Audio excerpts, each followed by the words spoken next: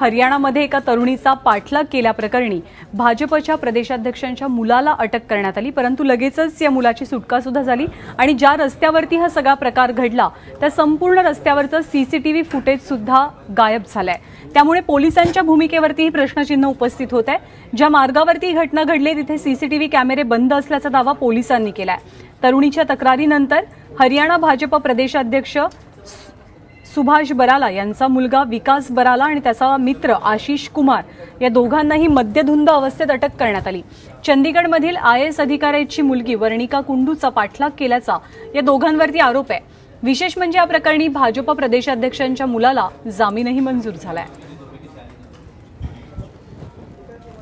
In लड़कों ने sector 9 से एक शॉप से पहले अल्कोहल खरीदा, उसका इन्होंने गाड़ी में ही कंजम्पशन किया।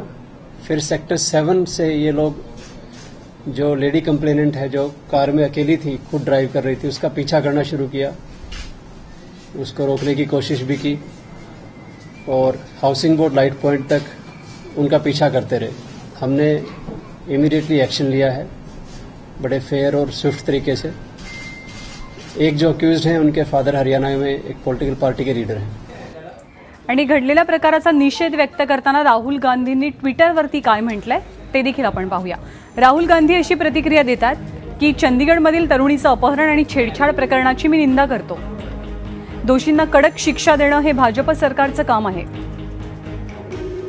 आरोपींना पाठीशी घालणं आणि मानसिकतेला साथ देणं हे भाजपचं काम नाही।